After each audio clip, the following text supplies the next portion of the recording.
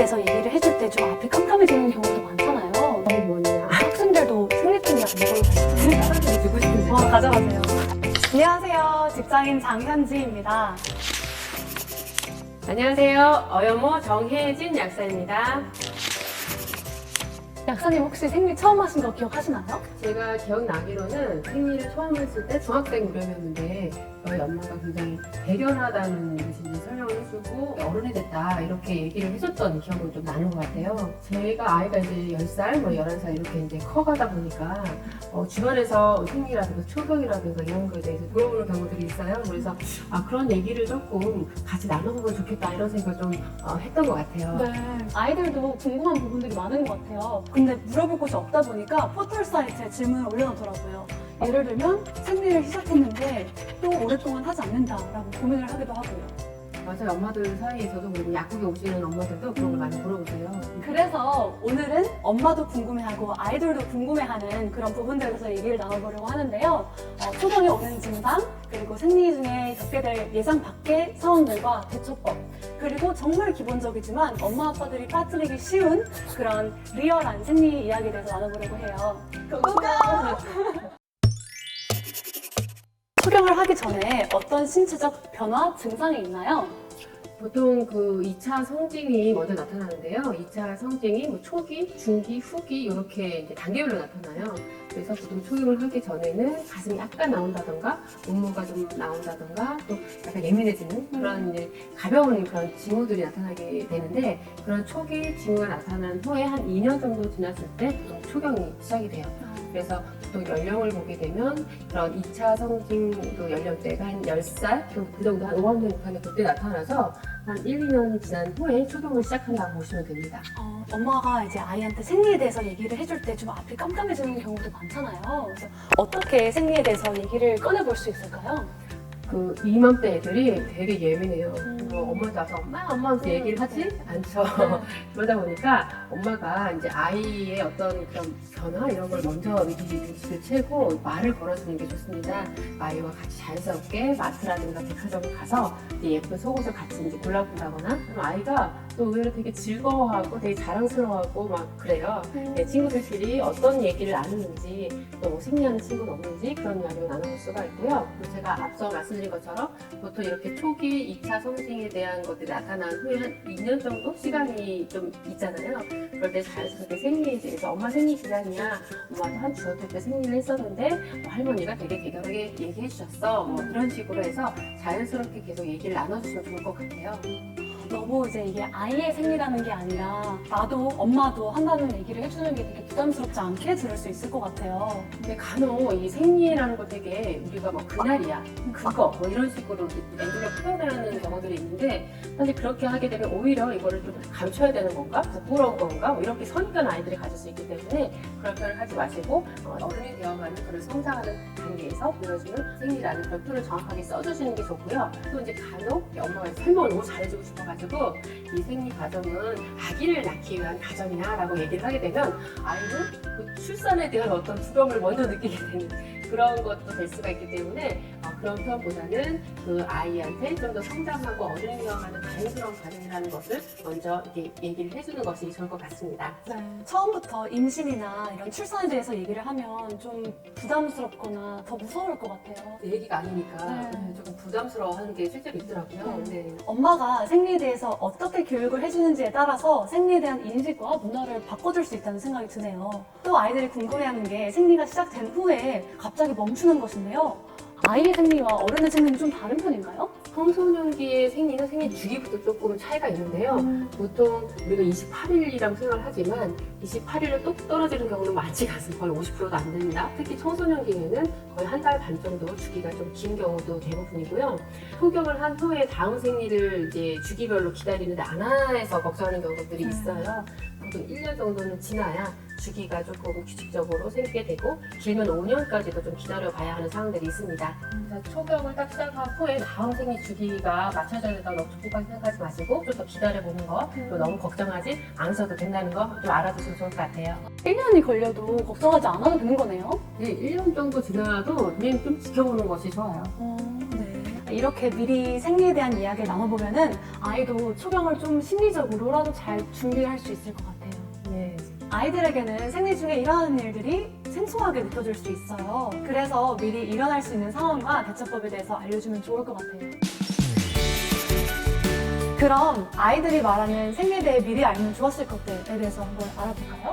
저희가 미리 주변 청소년들한테 리서치를 해서 생리 중에 일어났던 좀 불편했던 상황들에 대해서 가져왔어요. 첫 번째로는 생리대를 착용하는 방법을 몰라서 뒤집어서 사용했다고 하네요. 그러니까 끈끈한 부분이 외음부 쪽에 닿게 사용했다는 거예요. 끈끈한 부위가 피부 바로 닿게 되면은 피부 자체가 손상을 잘 될 수가 있고, 그것 때문에 얼마나 아이가 힘들었을까라는 생각이 드네요. 그래서 사실 우리가 이런 사례를 보게 되면은 굉장히 어떻게 이런 일이 있지? 하는 생각이 들잖아요. 근데 우리도 무슨 전자기기나 이런 걸 처음에 이렇게 쓰게 되면은 사용법을 몰라가지고 굉장히 허둥이 되는 것처럼 아이들도 생리대를 처음 사용할 때는 어려움이 있습니다. 그래서 미리 엄마가 아이와 같이 생리대를 직접 뜯어가지고 펴서 테이프에 입혀서 날개를 접고 입혀보는 것까지 본인이 직접 옷 위에 입어봐도 되고요. 네. 이런 뭐 풍선이나 이런 인형이나 이런 데 입어봐도 되고요. 그래서 한번 놀이식으로 생리대를 착용하는 법에 대해서 얘기를 나눠보시는 게 좋습니다. 시끄럽지 않도록 이렇게 풍선 사용해가지고 하는 게 되게 좋을 것 같아요. 그 나이 때 또 민감하기도 하니까. 풍선 이렇게 입히다 보면 풍선 팍팍 나가면서 까르까르 네, 재밌을 것 같아요. 좋을 것 같아요. 또 이런 에피소드가 있네요. 사용한 생리를 반으로만 접어서 버렸다가 그 다음 학생이 펼쳐진 생리를 봐서 학교 전체에 소문이 난 적이 있대요.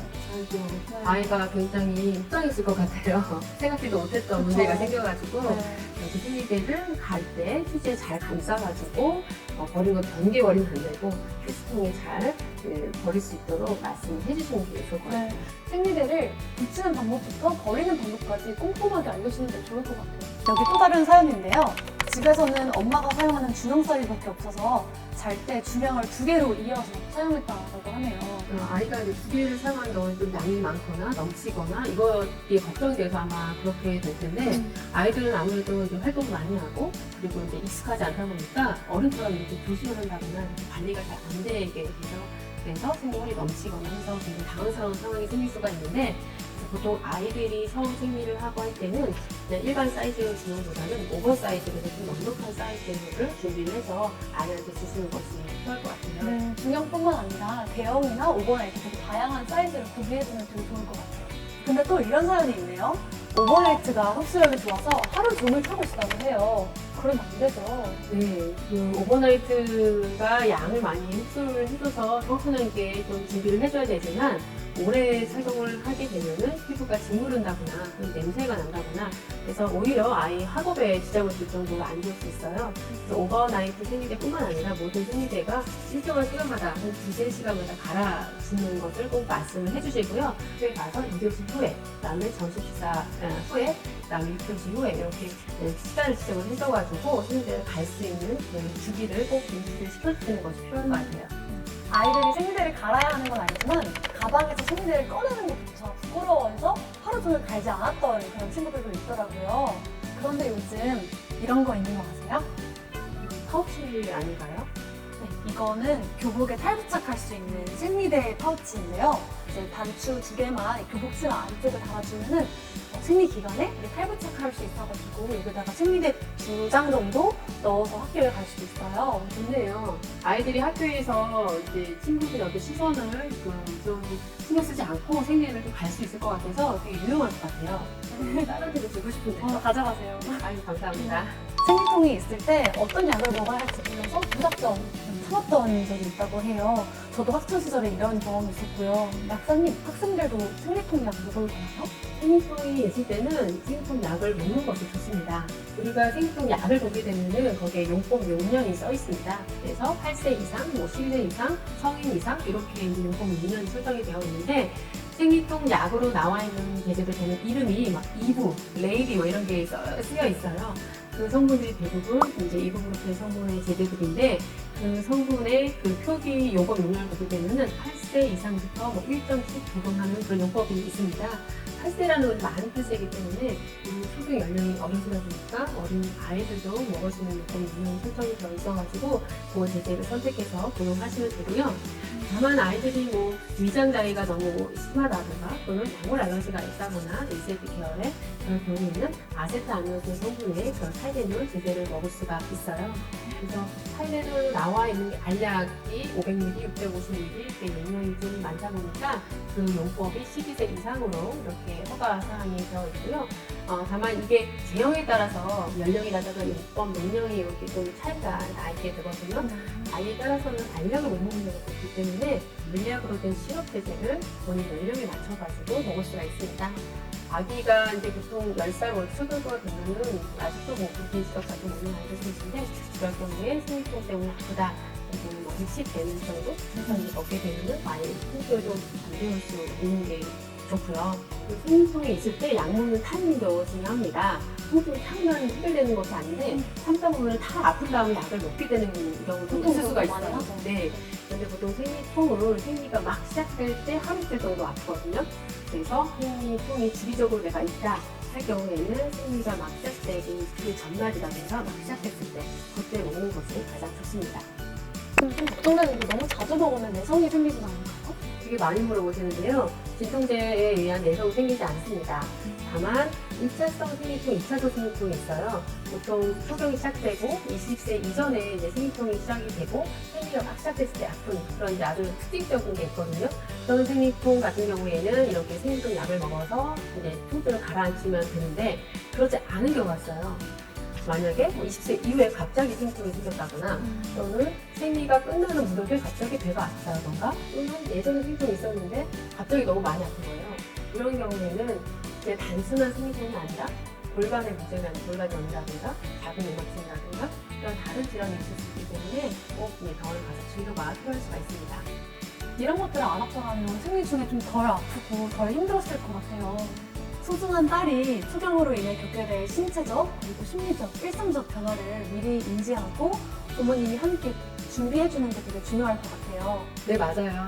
아이가 생리하는 날에 이렇게 당황하지 않고 잘 대처할 수 있도록 미리 준비해 주시면 좋을 것 같아요.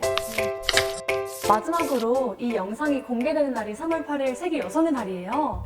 혹시 약사님께 엄마로서 딸에게 해주고 싶은 이야기가 있을까요? 오늘 이렇게 여성만의 특별한 행사인 생리에 대해서 얘기를 나눠보니까 우리 딸이랑 나눌 얘기들이 더 풍성해진 것 같고 되게 좋았어요.